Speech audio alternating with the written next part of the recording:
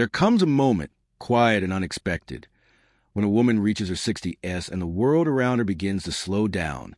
The noise that once filled every corner of her life softens. The demands that pulled her in every direction begin to loosen their grip. And in that rare stillness, something else begins to rise. A voice she hasn't heard in years. Her own. It doesn't shout. It whispers. And if she listens closely, she'll recognize it. It's the part of her that remembers who she was before she became everything for everyone else. This stage of life isn't about fading into the background. It's about unfolding, like a flower that waited for just the right season to bloom. The world may see aging as slowing down, but the truth is, it's finally waking up to yourself. And once that awakening begins, something shifts. You don't want to go back.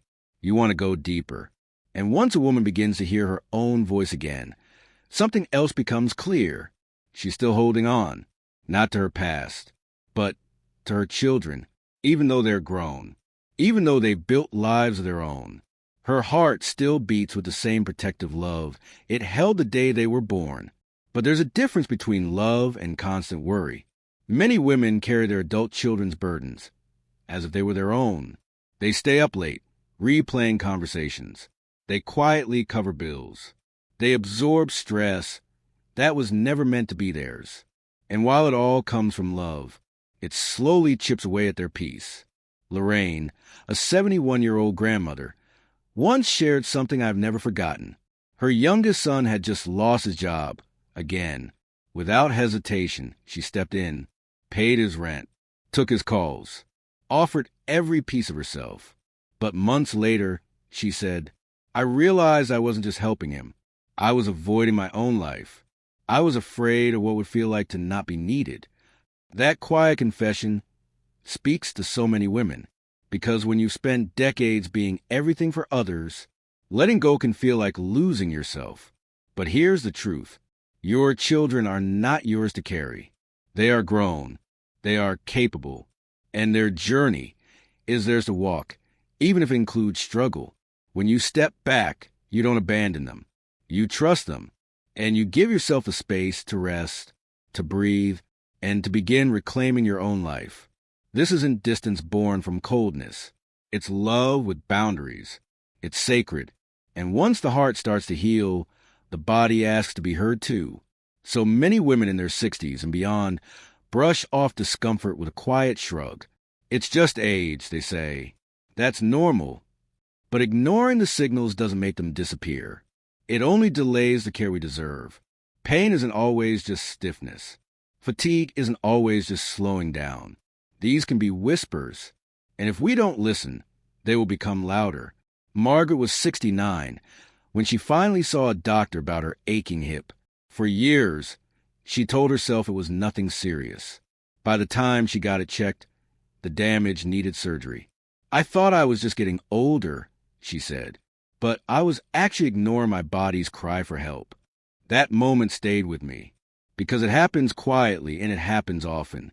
We spend years caring for everyone else, feeding, cleaning, working, stretching ourselves thin, and when we finally have space to care for ourselves, we don't know how, but you can learn.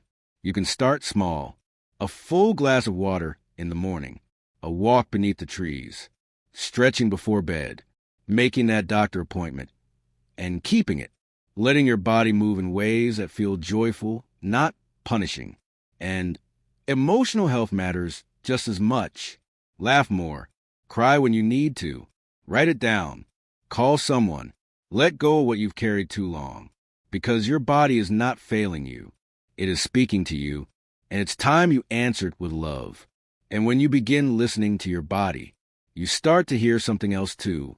The quiet urge to finally choose yourself. But for many women, that choice doesn't feel natural. It feels wrong, almost selfish. After decades of saying yes, yes to favors, yes to phone calls, yes to events they didn't want to attend. Saying no can feel like breaking a rule you never agreed to. But here's the truth. Saying no is not selfish. It's sacred. It is a radical act of self-love. Cheryl was 73 when her doctor warned her about burnout. She had said yes to every request, Babysitting church committees, late-night phone calls, even dinner parties she quietly dreaded. When she was told she needed rest, her first instinct was guilt. "I never knew I was allowed to say no," she told me. "Now, when I do, I feel both guilty and free. And that freedom, it grows louder with practice. You're allowed to cancel plans without explanation.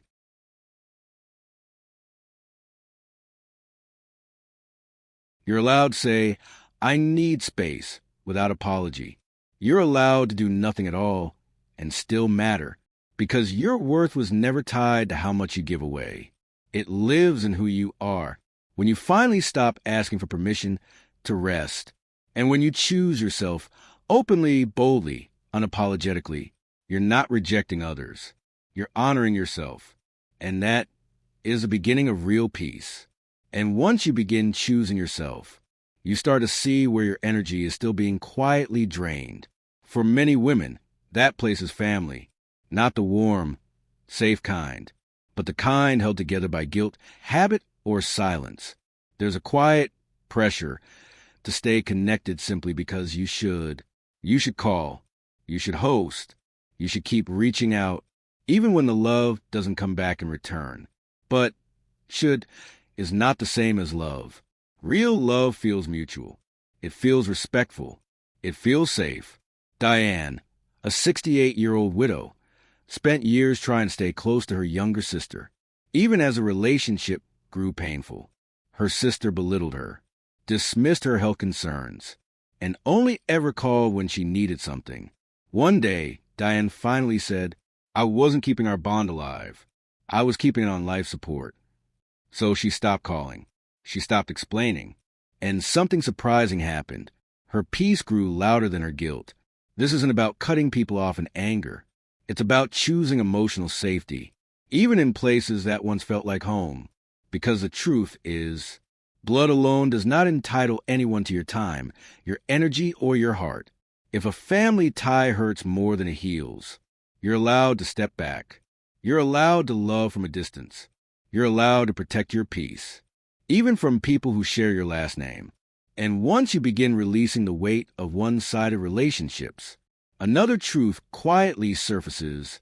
You start to notice how often you filled your time just to avoid feeling empty.